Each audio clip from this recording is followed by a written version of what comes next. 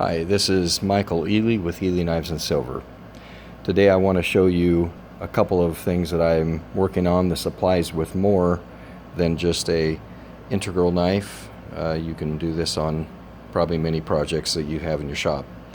So part of the problem with an integral knife is this area right here, wherever my thumb is at, needs to be very square so that your handle fits on properly. What I have found as a nice means of doing this is to find a good square piece of metal, such as a planer blade, and to lay a piece of emery cloth on here. Then to line up your emery cloth on the edge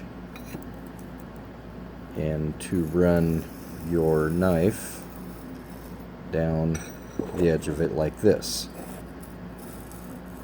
Now you can feel a real solid base there as the blade runs against the side, as the tang runs against the side, and as your the front of your tang area, as that runs along the top of the planing blade, as your bolster does. So that is a good way to do that.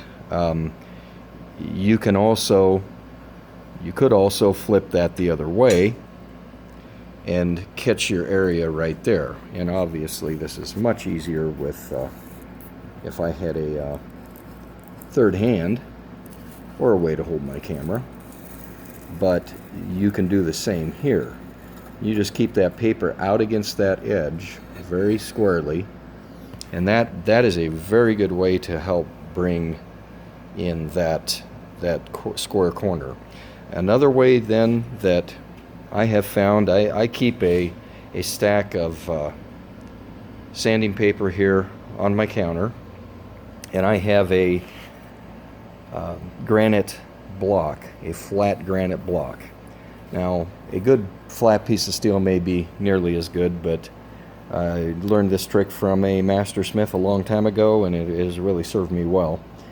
But the thing I like to do is, with this block, I bought this granite block. It's perfectly flat. You can get those at a lot of places. I think a lot of knife supply places carry that anymore. But what I like to do is take a sheet of 180 grit paper, and first of all, this is a piece of 80 grit paper that is glued to the top of my granite stone, my flat granite stone. What that allows you to do is to lay your piece of sandpaper on top and slide it and flat sand for the final process to get your handle nice and flat, so your scales will fit nice and snug when you lay them on there. And surprisingly, I'm doing this just with one hand. I usually put two hands on there and bear down on it pretty good and try to keep it very flat. But you will see spots that you're not hitting.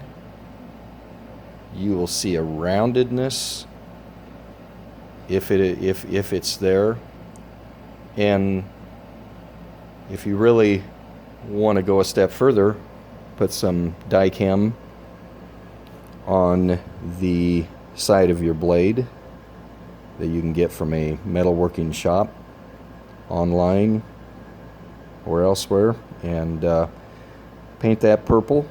Start sanding it like this, and you're going to see exactly where your high or low spots are, and you just sand that off until it's flat. Flip it over and do the same, and you'll have a very nice flat surface to put your knife scales against. Just a couple of helpful tips. Hope somebody enjoys this out there, and thank you for looking.